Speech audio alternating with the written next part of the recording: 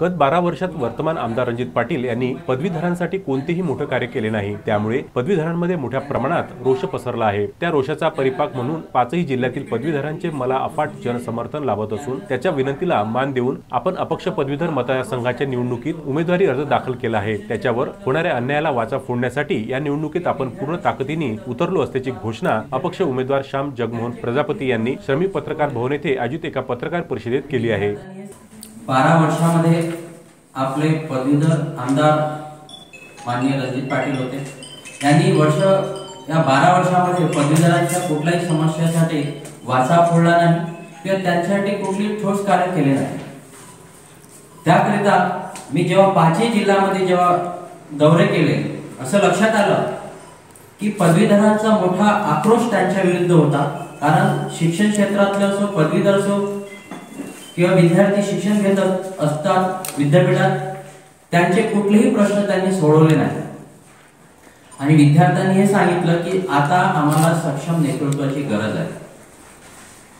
त्यासाठी मी पुढाकार घेतला आणि मी काँग्रेस पदवीधर सेलचा अध्यक्ष झालो। ती जबाबदारी दिली आणि ती जबाबदारी पार पाडत मी 2.5 ते 3 वर्ष त्या पदाला न्याय दिला आणि पदवीधरांची समस्या सोडवण्याचे प्रयत्न केला। त्याप्रमाणे मी डिग्री जलाव आंदोलन असेल किंवा रणजित पाटील साहेबांच्या घरासमोर जवाब दो आंदोलन असेल किंवा तुम्ही 12 वर्षामध्ये पदवीधरांच्या हितासाठी काय केले, ह्या सगळ्या गोष्टी मी केल्या।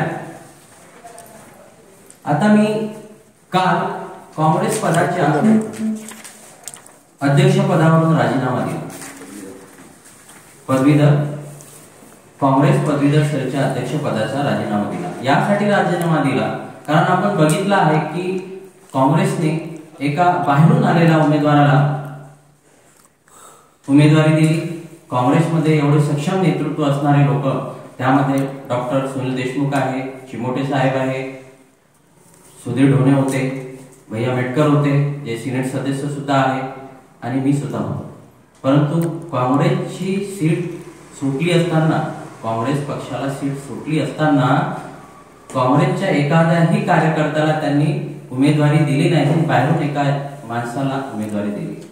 हा रोष असल्यामुळे, कारण सगळ्यात जास्त काँग्रेसचे जे पदाधिकारी होते किंवा त्यांचे कार्यकर्ते होते त्यांच्यामध्ये असा रोष होता की काँग्रेसचे उमेदवार सक्षम नेतृत्व असणारे त्यांना उमेदवारी न देता दुसऱ्या बाहेरच्या माणसाला उमेदवारी दिली।